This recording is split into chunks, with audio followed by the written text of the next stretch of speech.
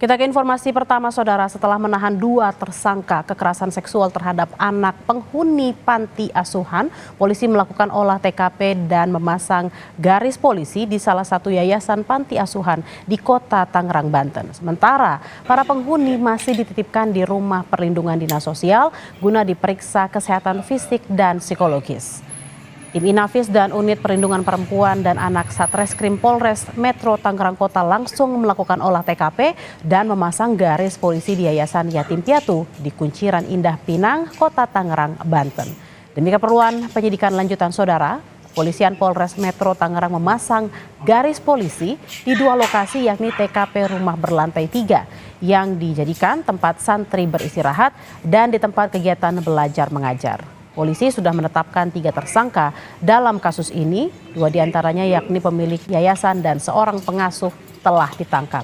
Sementara seorang lainnya masih dalam pencarian.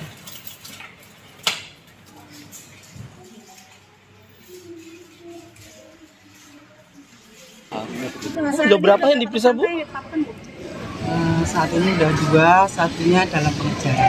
Satu ini perannya apa, Bu? Apakah pemilik pimpinan atau Pemilik sudah diamankan. yang diamankan 2 orang ini siapa aja, Bu? Inisialnya, Bu? Nanti ya, Bu, artinya udah disegel, Bu? Guru ya, Bu? pemilik sama postor. Bu, sudah disegel belum pantinya, Bu? Sudah. Sudah disegel. Panti asuhan yang menjadi lokasi kejahatan seksual di Kota Tangerang, Banten sudah berdiri 20 tahun tanpa memiliki izin operasi. Hal ini terungkap saat Kementerian Sosial meninjau langsung ke lokasi yayasan. Saat ini puluhan penghuni panti dititipkan ke Dinas Sosial Kota Tangerang untuk mendapatkan perlindungan.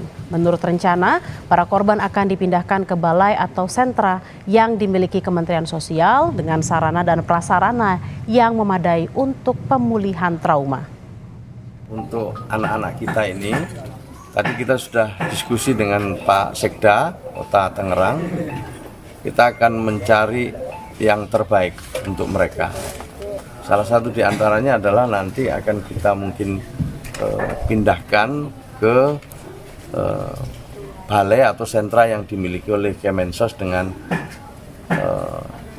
sarana prasarana yang mencukupi.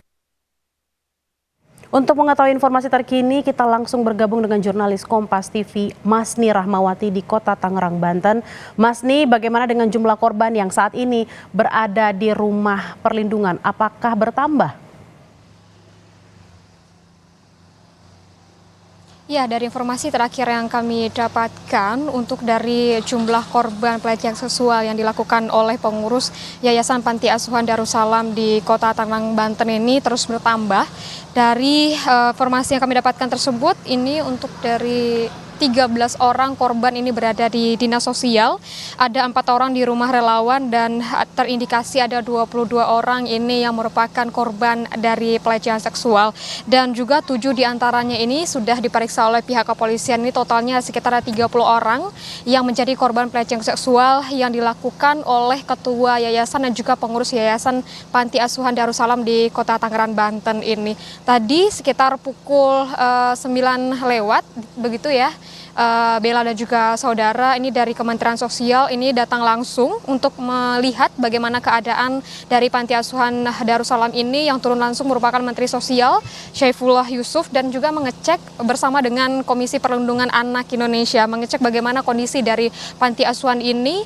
Dan misalnya kalau saya gambarkan, Bella dan juga saudara, tepat di belakang saya ini merupakan gedung untuk dari anak-anak asuh ini beristirahat seperti itu, dan 20 meter dari gedung ini, di belakang gedung ini itu adalah bangunan untuk tempat sehari-harinya, atau disebutkan untuk tempat belajar seperti itu, Bella dan juga saudara. Dan juga hingga saat ini polisi ini masih melakukan pemeriksaan terhadap pelaku yang sudah diamankan. Tentunya ada 2 orang pelaku atau tersangka yang ditetapkan oleh pihak kepolisian. Satu merupakan ketua yayasan dan satunya merupakan pengurus dari dari Yayasan Panti Asuhan Darussalam. Namun ada satu lagi, ini sebenarnya ada 3 tersangka yang ditetapkan oleh pihak kepolisian, satunya lagi ini masih dalam daftar DPO, yaitu daftar pencarian orang. Dan hingga saat ini memang pihak kepolisian ini masih melakukan pemeriksaan lebih mendalam dengan kasus pelecehan seksual ini. Dan informasi yang tadi kami dapatkan saat dari kunjungan Menteri Sosial ke sini, bahwasannya panti asuhan yang sudah beroperasi kurang lebih 20 tahun ini tidak mendapatkan izin beroperasi, dan inilah yang akan dicek oleh Menteri Sosial bersama dengan pihak kepolisian dan juga KPAI bagaimana nanti ke depannya jika dari pihak kepolisian dan juga penegak hukum menyatakan bahwa ini panti asuhan harus ditutup, maka panti asuhannya harus ditutup. Tapi Menteri Sosial ini menyebutkan kalau akan menyerahkan ini kepada pihak penegak hukum, apakah nantinya akan ditutup atau tidak, bagaimana nanti dari hasil pemeriksaan dari pihak kepolisian. Bella. Mas nih, bagaimana dengan pendampingan santri terutama anak-anak yang menjadi korban kasus kekerasan seksual ini, Mas nih? Iya, tadi dari KPAI dan juga Menteri Sosial menyebutkan bahwa akan memberikan tempat sementara atau akan dipindahkan ke balai atau sentra yang dimiliki oleh Kementerian Sosial. Ini juga bekerja sama dengan Dinas Sosial setempat tentunya, dan juga didampingi oleh KPAI untuk memberikan pendampingan psikologis. Di mana kalau kita ketahui untuk dari pelecehan seksual yang dilakukan oleh pengurus yayasan ini terhadap anak-anak asuhnya ini sudah dilakukan belasan tahun seperti itu. Dan kalau dari informasi yang kami dapatkan, anak-anak yang mendapatkan pelecehan seksual ini mulai dari yang masih di bawah umur begitu sampai yang sudah menjadi alumni. Saat mereka memberitahu bahwa atau melaporkan kejadian ini, kalau informasi yang kami dapatkan bahwa yang melaporkan ini adalah anak yang sudah menjadi alumni panti asuhan dan melaporkan bahwa memang di panti asuhan ini ada kekerasan seksual yang dilakukan baik itu dari ketua, pengurus dari panti asuhan ini ataupun dari pengurusnya sendiri. Dan kalau tadi kami juga sempat berbincang dengan ketua RT di RT 02 di sini, dan ditunjukkan bahwa memang ada sekitar 5 pengurus yang ada di Panti Asuhan Darussalam ini, dan polisi telah menetapkan 3 tersangka seperti itu. Dan kalau melihat bagaimana dengan situasi dan juga kondisi dari panti asuhan ini, kalau dibilang dari warga sekitar, dari ketua RT dan juga ketua RW tidak terlalu tertutup.